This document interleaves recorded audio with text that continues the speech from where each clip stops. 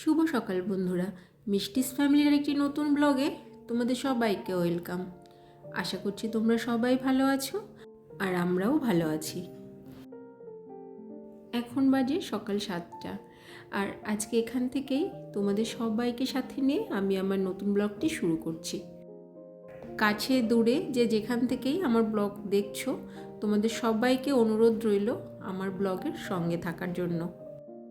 কাল সারা রাত প্রচুর বৃষ্টি হয়েছে, সকালের দিকেও হয়েছে কিন্তু একটু কম। বৃষ্টির জন্য না ছেলেকে আর স্কুলে পাঠায়নি, ওই জন্য আজকে ছেলে বাড়িতেই আছে। ভেবেছিলাম যে বৃষ্টিটা কমে যাবে, কিন্তু না, সকালের দিকেও দেখলাম বৃষ্টিটা ভালোই হচ্ছে। আর এই বৃষ্টির দিনে দেখবে কোনো কিছু করতেই না ভালো লাগে না, কেমন একটা এনার্জিলেস ভাব লাগে।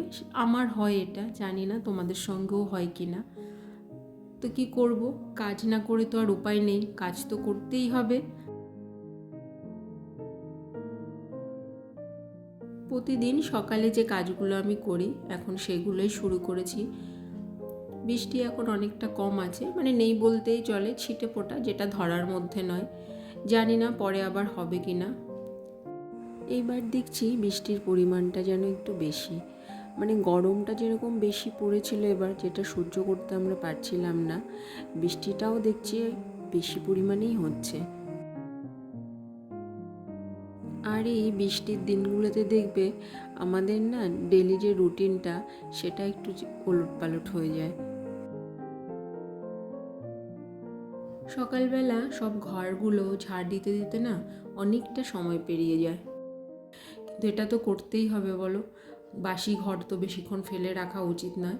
আমি তো এটাই করি প্রতিদিন, সবার প্রথমে এই কাজটাই করি, তারপরে যা অন্যান্য কাজ সেটা তোমরা আমার প্রতিদিন যদি আমার ব্লগ দেখো তাহলে তোমরা বুঝতেই পারবে। এখন আর বৃষ্টি নেই কিন্তু রোদও নেই, তাও ভাবলাম যে না, ছাদে একটু জামা কাপড়গুলো দিয়ে আসি। এগুলো কালকে কেচেছিলাম, ওয়েদার খারাপের জন্য শুকোয়নি। আর প্রতিদিন আমার এত কাচাকাচি হয়ে যাচ্ছে না, জামা কাপড় এত পরিমাণে কেচে ফেলছি কি বলবো, কিন্তু উপায় নেই। ছেলেকে প্রতিদিন দেওয়ার না করতে করতে স্কুলে আমি যেগুলো পড়ছি সেগুলো ওয়াশ করতে হচ্ছে, বাচ্চার জামা কাপড় কি করব। যতই ভাবি যে না, ওয়েদার ভালো না, কাচবো না, কিন্তু সে প্রচুর জামা কাপড় কাচা হয়ে যাচ্ছে। তাই ভাবলাম বৃষ্টি নেই যখন, তাহলে একটু ছাদে যাই, একটু হাওয়া তো আছে, জামা কাপড়গুলো শুকিয়ে যাবে। আর এই দেখো বৃষ্টির জল জমে কি অবস্থা হয়েছে। কালকেই না এখানে কতগুলো লাল নোটে সবুজ নোটের দানা ছড়িয়েছিলাম, কিন্তু জল জমে যা অবস্থা হয়েছে জানি না সেগুলো আর হবে কি না।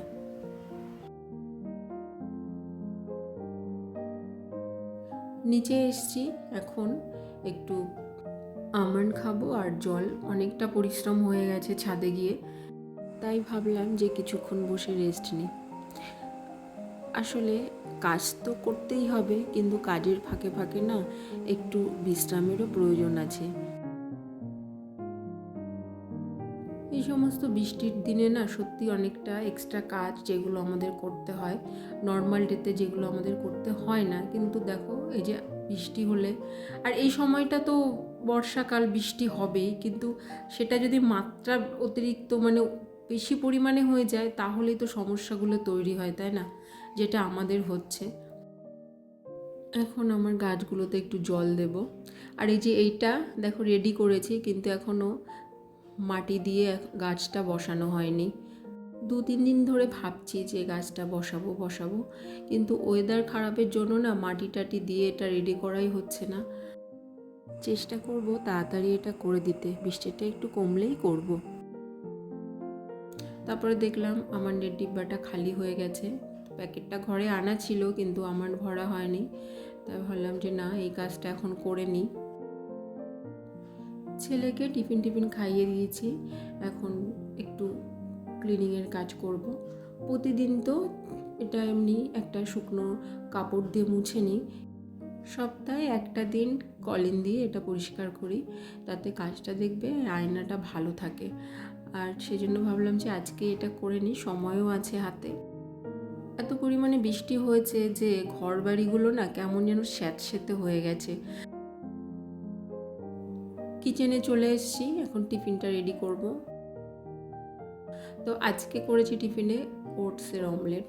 বা আমাকে জিজ্ঞাসা করেছিলাম ওনরা সকালে রুটি খেয়েছে, ওনরা খেতে চাইলো না, আর তাই নিজের জন্য করে নিলাম।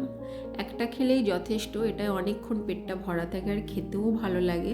আমি মাঝে মধ্যে ওটসের অমলেট করে খাই, আমার তো বেশ ভালোই লাগে। টিফিন করে ভাতটা বসিয়ে দিয়েছি, আর দেখো রান্না করতে করতে হঠাৎ করে কারেন্ট চলে গেছে। আসলে ওয়েদার খারাপের জন্যই মনে হয় কারেন্টটা গেছে। আর এই অন্ধকারের মধ্যে একটা চার্জার লাইট জ্বালিয়ে রান্না করা যে কতটা ঝামেলা কি বলবো। তো আজকে করব ঝিঙে আলু দিয়ে রুই মাছের ঝোল আর বেগুন দিয়ে ডিম। তা ওগুলো সব আগে কেটে রেডি করে নিয়েছিলাম, এখন এক এক করে সব রান্নাগুলো সেরে নিচ্ছি। এই ডিম বেগুনের তরকারিটা সেটা আমার আর আমার শাশুড়ি মায়ের জন্যই করব। আমার শ্বশুরমশাই বেগুন খান না, আর ছেলেও খেতে চাইবে না জানি। ও বেগুন এখনও পর্যন্ত কোনো দিনও খায়নি, তাই ওদের জন্য করিনি, আমার আর মার জন্যই করেছি। আর মাছের ঝোল যেটা সেটা তো দেখলে, আর ডাল যেটা আমাদের বাড়িতে রোজ হয়। তো আজকে আমাদের দুপুরের মেনু ব্যাস এটাই। আর তারপরে কিছুটা ফল কেটে নিলাম, শসা আর পেয়ারা, এখন এটা সবাই আমরা খাবো। ছেলেকে স্নান করিয়ে দিয়েছি, আর আমার ছেলে এখানে কি বলছে জানো, ও বলছে যে মা তুমি আমাকে আজকে জামা প্যান্ট পরিয়ে দেবে না, আমি একা একা পরবো। আমি বললাম যে তুই পারবি না, দে না, কিন্তু ও দেখলাম সত্যি কি সুন্দর একা একা পরে নিল। চোখের সামনে নিজের ছেলেকে এরকমভাবে আস্তে আস্তে একটু একটু বড় হতে দেখছি। মানে যে ছেলেটা এই কিছুদিন আগেও মানে এর নিজে জামা কাপড় পরাটা নয়, 2-3 দিন হলেও স্টার্ট করেছে, আমাকে পরাতে দেয়ই না, ওই করবে। দেখে ভালোও লাগছে যে নিজে করতে শিখছে। তারপর আমি স্নান করে চলে এসেছি এখন ঠাকুর ঘরে পুজো করব।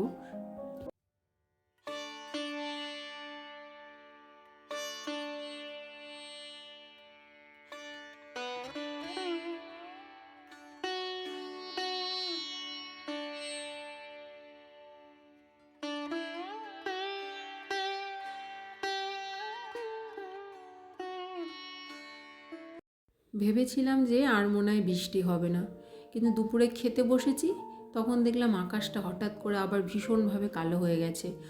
তাড়াহুড়ো করে খেয়ে চলে এসেছি, এসে না আগে করেছে কি ছাদে গেছিলাম, ওয়েদার একটু ভালো দেখেছিলাম, তাই জামা কাপড় আবার কেচেছিলাম, সেগুলো নিয়ে এসে এখনও মেলা হয়নি। তা আগে এসে আমার ওই গাছগুলো সরিয়ে নিলাম, কেননা বেশি বৃষ্টির জল পেলে না ওগুলোর জন্য ভালো নয়। তারপর এখন সব ঘরের জানলাগুলো বন্ধ করছি। আর দেখো আমার বেডরুমের জানলাটা আমি বন্ধ করতে পারিনি বলে পুরো জল ঘরের মধ্যে চলে এসছে। খুব অসুবিধা হয় বৃষ্টির দিনগুলোতে, ঘরের মধ্যে জল ঢুকে যায়, মানে এত জোরে হাওয়া আর জোরে বৃষ্টি, যার জন্য ঘরে বারান্দায় পুরো জলে একাকার হয়ে যাচ্ছে। ছাদে জামা কাপড় তুলতে গিয়ে না ভিজে গেছি। আমার শাশুড়ি মা আমাকে বলেছিলেন যে তুমি আজকে জামা কাপড় কাচাকাচি করো না, তা আমি বললাম যে মা ওয়েদার তো ঠিকই আছে, কালকে সারা রাত হয়েছে, আজকে মনে হয় হবে না। কত জামা কাপড় যে কেচেছি কি বলবো আর। তা এখন সেগুলো মেলে দেব, জানি না এগুলো কদিন ধরে শুকাবে। আমার বারান্দার এই জায়গাটায় আমার হাজব্যান্ড গাছ লাগাতে চেয়েছিল, কিন্তু আমি লাগাতে দিইনি, যে বললাম যে না, গরমের দিনে কি সুন্দর খোলামেলা হাওয়াটা আসে, আবার শীতের সময় রোদ লাগে, রোদটা আসে, রোদ পোহানো যায়। তারপর বলেছিল তুমি এটা করছো তো, কিন্তু বৃষ্টির দিন আসলে কিন্তু বুঝবে সমস্যা হবে। তখন আমি বলেছিলাম যে হ্যাঁ দেখা যাবে, 2-3 মাস একটু কষ্ট করে নেব। আসলে সব কিছুর একটা ভালো দিক একটা মন্দ দিক আছে, তা সেটাই আমাদের মেনে নিয়ে চলতে হবে। তোমাদের সঙ্গে দেখা হচ্ছে আবার এখন সন্ধ্যা 7টার সময়। ভেবেছিলাম যে বৃষ্টি তাড়াতাড়ি কমে যাবে, তারপরে এই বারান্দায় যে জলগুলো ঢুকেছে সেইগুলো সব ভালো করে কাচিয়ে দেব, কিন্তু বৃষ্টি কমেনি, অনেকক্ষণ ধরে বৃষ্টি হচ্ছিল, আর আমিও বৃষ্টি দেখতে দেখতে কখন যে ঘুমিয়ে পড়েছি।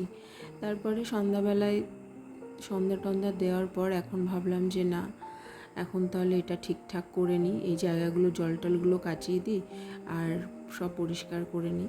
তা আবার কাজে লেগে পড়েছি, আর গাছগুলো এখন জায়গায় রেখে দেব, কারণ কাল যদি আবার রোদ ওঠে তাহলে এগুলো একটু রোদ পাবে।